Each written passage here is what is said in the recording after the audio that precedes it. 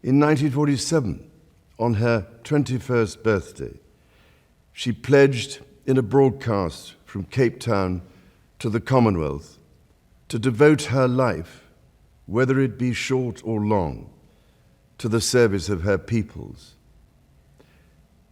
That was more than a promise. It was a profound personal commitment which defined her whole life. She made sacrifices for duty.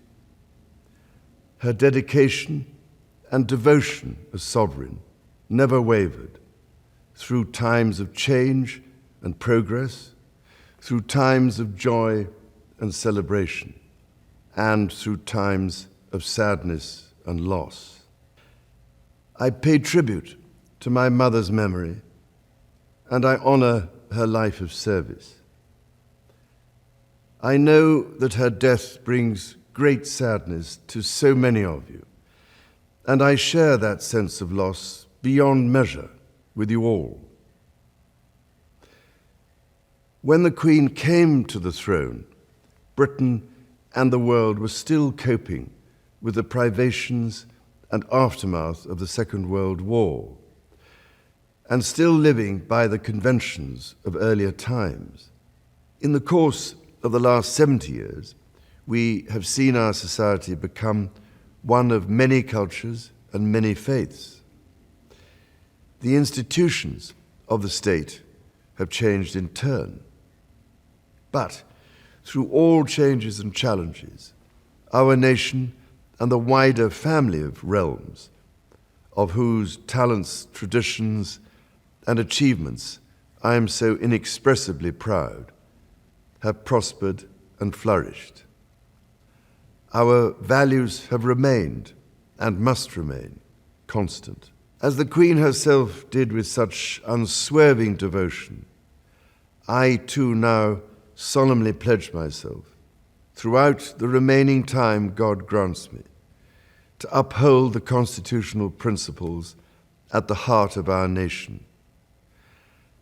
And wherever you may live in the United Kingdom, or in the realms and territories across the world, and whatever may be your background or beliefs, I shall endeavor to serve you with loyalty, respect, and love, as I have throughout my life.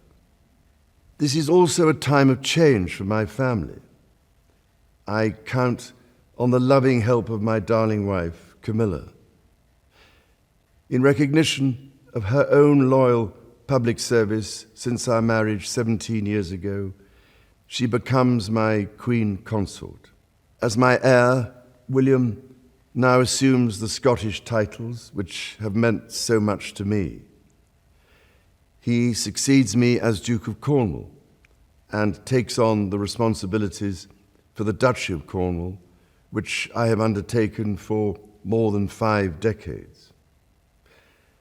Today, I am proud to create him Prince of Wales, Tywysog Cymru, the country whose title I've been so greatly privileged to bear during so much of my life and duty. I want also to express my love for Harry and Meghan as they continue to build their lives overseas.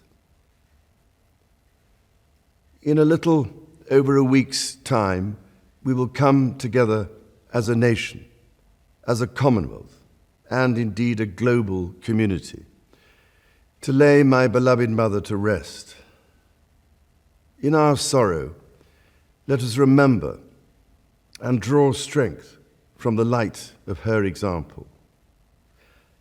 And to my darling Mama, as you begin your last great journey to join my dear late Papa, I want simply to say this: thank you. Thank you for your love and devotion to our family and to the family of nations you have served so diligently all these years. May flights of angels sing thee to thy rest.